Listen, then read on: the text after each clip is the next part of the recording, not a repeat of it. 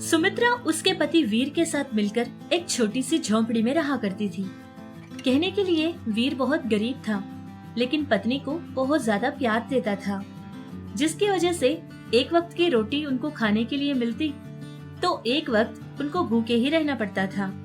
कहने के लिए वो भूखे प्यासे तो रह लेते थे, लेकिन एक दूसरे का प्यार और एक दूसरे के साथ की वजह से उनको ज्यादा मुश्किल नहीं होती थी, जिससे एक दूसरे से बहुत ज्यादा प्यार करते और अपने गरीब और छोटे से परिवार में बहुत ज्यादा खुश होकर रहा करते थे। उनकी जिंदगी ऐसे ही चल रही थी कि उनके यहाँ एक छोटी सी और प्यारी सी लड़की जन्म लेती है। अपने बच्ची को देखकर वो दोनों पति पत्नी बहुत ज्यादा खुश रहा करते थे, लेकिन कहते हैं ना कि भगवान के फैसले किसी को कभी समझ नहीं आते। एक बहुत ही बड़ा हादसा हो जाता है और वीर उस हादसे में मर जाता है, जिससे बेचारी सुमित्रा अपनी छोटी सी बच्ची को लेकर उसकी दुनिया में अकेली पड़ जाती है। छोटा सा घर था और इतनी बड़ी जिम्मेदारी थी। उस बेचारी को समझ नहीं आया था कि अब उसके प्यार करने वाले पति के बिना उसकी जिंदगी कहाँ जाएगी और क्या होगी। और तो और उसके हाथ में एक छोटी सी बच्ची भी थी, जिसका पालन और पोषण सुमित्रा को ही करना था। बहुत परेशान होकर सुमित्रा सोचने लगी कि अब मैं क्या करूं। ऐसे ही उसने डर में ही कुछ दिन गुजार दिए थे। फिर एक बार की बात है कि वो अपने मन ही मन कहने लगी, ऐसे ही अकेले दुखी होते हुए मैं और कब तक बैठी रहूंगी। यहाँ सिर्फ सवाल मेरी अकेले की जिंदगी का नहीं है, मेरी एक छोटी सी बच्ची भी है, मुझे उसको संभालना पड़ेगा। पता नहीं भगवान को क्या राजी था। मेरा एक ही सहारा था मेरे पति के रूप में, और भगवान ने उनको भी मुझसे छीन लिया। लेकिन लोग कहते हैं कि भगवान जो भी करता है हमारे ही भलाई के लिए करता है। हो सकता है कि शायद भगवान ने मेरे लिए कुछ सोच रखा है, लेकिन अब मुझे सिर्फ मेरी बेटी के बारे में सोचना पड़ेगा, क्योंकि मेरी सहायता यहाँ कोई नहीं करने वाला। मुझे खुद ही हिम्मत करनी पड़ेगी और आगे कदम बढ़ाना ही पड़ेगा। हाँ, मैं कुछ काम करूंगी और अपनी बेटी का और मेरा पेट पालूंगी। ये फैसला लेकर सुमित्रा अब अपने लिए काम ढूंढने के लिए बाहर चली जाती है।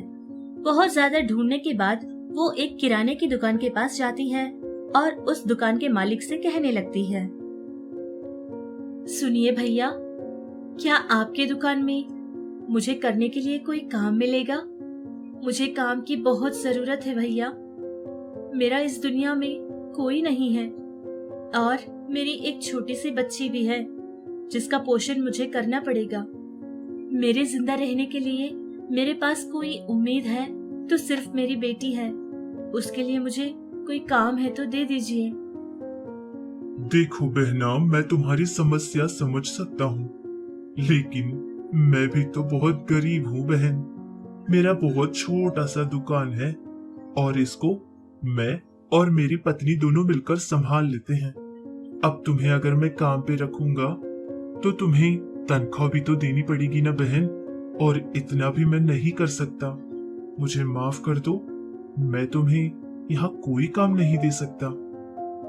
उस दुकान के मालिक का ये जवाब सुनकर बेचारी सुमित्रा वहाँ से चुपचाप होकर चली जाती है और बहुत सारे दुकान के पास जाकर सुमित्रा अपने लिए काम मांगती है, लेकिन जहाँ भी जाती थी उसको ऐसे ही जवाब मिला करते थे, जिसको सुनकर वो तंग हो जाती है और सोचती है कि किसी और के पास काम मांगकर करने से अच्छा ये होगा कि मैं खुद ही कोई काम करूंगी और अपनी जिंदगी में आगे बढ़ूंगी।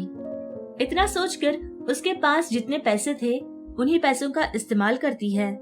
बाजार जाती है और कुछ चावल खरीदती है और कुछ सब्जियां भी खरीद कर घर लाती है और फिर उन सारी चीजों को पका लेती है, खाना और सब्जी बनाकर बेचने लगती है। उस दिन सुमित्रा ने जितना खाना बनाया था वो सारा का सारा बिक चुका था, जिससे सुमित्रा को कुछ फायदा भी मिल जाता है। जिस फायदों को पाकर सुमित्रा थोड़ी खुश हो जाती है और सोचती है कि कल खाना थोड़ा ज्यादा बनाऊंगी और बेचूंगी। जैसे उसने सोचा वैसे ही किया था। दूसरे दिन खाना और सब्जी थोड़ी सी ज्यादा बनाती है। सुमित्रा के बनाए पकवान लोगों को बहुत पसंद आते हैं जिससे उस दिन का खाना भी पूरी तरह से बिक जाता है और उसको फायदा भी बहुत अच्छा ही मिल जाता है, जिसको पाकर सुमित्रा और ज्यादा खुश हो जाती है। जैसे जैसे समय बीतता गया उसका ये काम बढ़ता ही गया, ज्यादा फायदा मिलता और वो खाना कुछ ज्यादा ही बनाकर बेचा करती थी और उसकी बेटी रश्मि भी बड़ी होती गई। सुमित्रा अपनी बेटी रश्मि का एक अच्छे से स्कूल में दाखिला भी करवा देती है। एक बार की बात है कि सुमित्रा के पास रश्मि आती है और कहती है, माँ, मैं तो बचपन से देख रही हूँ माँ, तुम हमेशा कोई न कोई काम करती ही रहती हो। माँ, इतना काम करोगी तो बीमार पड़ जाओगी माँ, तुम्हारी तबीयत खराब हो सकती है। और कब तक ऐसे ही मेहनत करोगी माँ? तुम इतनी मेहनत करती हो तो मुझसे देखा नहीं जाता माँ। अरे बेटी, ये सब कुछ मैं तेरे लिए ही तो कर रही हूँ ना। जब मैं बहुत छोटी सी थी ना, तभी मेरे माता और पिता दोनों ही भगवान को प्यारे हो गए थे और शादी हुए कुछ ही समय बाद, तुम्हारे पैदा होने के बाद तुम्हारे पिताजी मुझे छोड़कर चले गए। मेरा कोई सहारा नहीं था और पता है, मैं बहुत डर भी गई थी कि अब मेरे आगे की जिंदगी क्या होगी, क्योंकि मुझे तुम्हें भी तो पालना था ना। तुम्हारी पूरी जिम्मेदारी मेरे हाथ में थी। अब मुझे अगर हिम्मत करके कदम आगे बढ़ाने का हौसला नहीं होता तो मैं शायद कुछ नहीं कर पाती थी। अब इतनी मेहनत करके मैं तुमको पढ़ा रही हूँ ना, अच्छे से मन लगाकर पढ़ो जिससे तुम्हारी जिंदगी कामयाब हो जाए। इतनी मेहनत तुम्हारे लिए ही तो कर रही हूँ ना। अच्छा पढ़ाई करोगी तो अच्छा सा रिश्ता आएगा और अगर अच्छा सा रिश्ता आएगा तो मेरी बेटी की शादी भी उतनी ही अच्छे से हो जाएगी। अब मेरा क्या है बेटी, जो कुछ भी करती हूँ तेरे लिए ही तो करती हूँ ना। जितना पैसा कमा रही हूँ उसमें से आधा पैसा मैं तेरी शादी के लिए जमा कर रही हूँ। अब ना तू कुछ और बिल्कुल सोचे बिना अच्छे से मन लगाकर पढ़ाई करना, बस मेरा यही सपना है बेटी। इस तरह सुमित्रा अपनी बेटी को समझाती है और माँ के समझाने के बाद उसकी बेटी भी मन लगाकर पढ़ाई करती है। सुमित्रा को उसके काम के बहुत अच्छे फायदे मिल जाया करते थे, जिससे वो ढेर सारा पैसा कमाया करती थी और जितना पैसा कमाती थी उन पैसों में से आधा पैसा अपनी बेटी की शादी के लिए और उसकी भलाई के लिए जमा किया करती थी। ऐसे ही बहुत साल गुजर जाते हैं।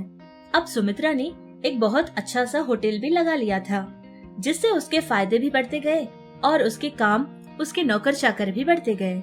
और इधर उसकी बेटी रश्मि, वो भी अपनी पढ़ाई पूरी कर लेती है। अब वो एक सुंदर, सुशील, एक अच्छी सी जवान लड़की बन जाती है। सुमित्रा सोचती है कि अब उसकी बेटी शादी लायक हो गई है, उसके लिए कोई अच्छा सा रिश्ता उसको ढूंढना पड़ेगा। ऐसे ही अपनी बेटी के लिए रिश्ते ढूंढने में व्यस्त हो जाती है। एक रिश्ता उसको मिलता है जो कि एक डॉक्टर का रिश्ता था। वो लड़का भी बहुत अच्छा था और डॉक्टरी कर रहा था। उनके गांव में ही बहुत ज्यादा नाम कमाया हुआ खानदान था। लड़का और लड़की एक दूसरे को देख लेते हैं और फिर दोनों ही एक दूसरे को पसंद आते हैं। सुमित्रा को भी लड़का बहुत पसंद आता है और उसका परिवार भी सुमित्रा को बहुत अच्छा लगता है, क्योंकि वो लोग थे ही भले परिवार के, जिससे दोनों परिवार राजी हो जाते हैं और लड़का लड़की भी बहुत खुश थे, जिससे परिवार के सारे लोग भी खुश होते हैं और शादी की तारीख भी पक्की कर लेते हैं। जैसा सुमित्रा ने सोचा था वैसे ही उसकी बेटी की शादी बहुत ही धूमधाम से करवा देती है, जिससे सारे लोग मिलकर बहुत खुशियां मनाने लगे। सुमित्रा भी अपनी आगे की जिंदगी अपने होटल को संभालकर देख लिया करती थी और इधर ससुराल गई उसकी बेटी भी बहुत खुश होकर अपनी आगे की जिंदगी गुजारने लगती है। इस तरह अकेले सुमित्रा अपनी पूरी जिंदगी को बहुत अच्छे से संभाल भी लेती है और किसी की सहायता भी नहीं लेती। कामयाब माँ की कामयाब बेटी की तरह उसकी बेटी की भी जिंदगी पूरी तरह से फूलों का रास्ता बना देती है।